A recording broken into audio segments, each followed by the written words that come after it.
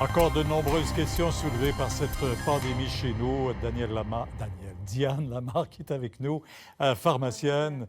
Diane, quand même, quand on regarde le nombre, aujourd'hui 143, ça nous a tous donné un choc, là. Mais si on se compare aux autres pays, notre ratio est très élevé, hein? Bien oui, on commence malheureusement à être dans les pays très, très haut placés, avec 74 décès par million. Vous savez, c'est un chiffre qui est comparable, ça, parce que les décès, ce sont les décès, donc 74 décès par million. L'Allemagne, qui était dans le scénario optimiste, notre référence, est à 47 décès par million. Et on est en 18e position par rapport aux pays qui ont le plus de décès par million d'habitants.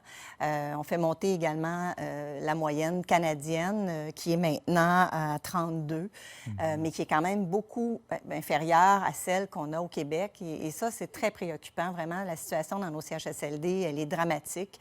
Elle est très douloureuse pour beaucoup de gens. C'est un contexte atroce. Et moi, je fais appel à un plan de santé publique. On a eu tellement une bonne préparation à cette pandémie. Mais là, vraiment, compte tenu de ce qu'on voit dans les 25 CHSLD qui sont les plus touchés, avec vraiment une incapacité à contrôler la propagation, mais là, tous les autres centres qu'on a vus, qui ont 1, 2, 3, 4 cas, il faut un plan vraiment rigoureux, un accès à de l'équipement de protection pour tous les employés. C'est déterminant.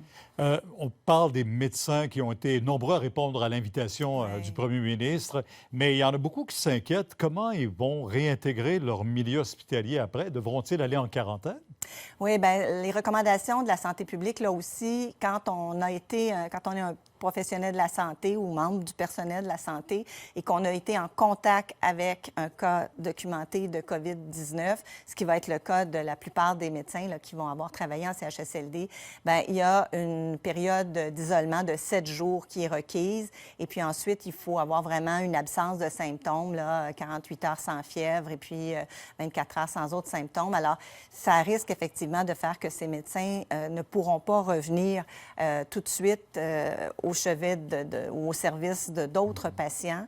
Alors, c'est un impact important là, dans l'équilibre de notre système de santé. Il y en a beaucoup qui nous ont posé la question, des mariages de planifier au cours de l'été. Est-ce que ce sera possible? Bien, les gens vont pouvoir se marier, Oui, mais peut-être qu'il n'y aura pas une moins de grosse monde. fête. Oui, c'est ça.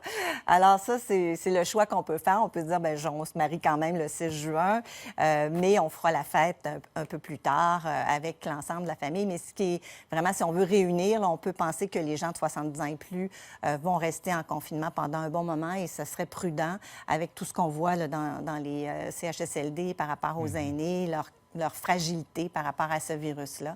Alors, c'est sûr qu'on n'est pas certain qu'en juin, juillet, on va avoir vraiment abaissé là, la notion de distanciation sociale et le 6 mètres. Alors, ça va prendre beaucoup de tables très éloignées les unes des autres.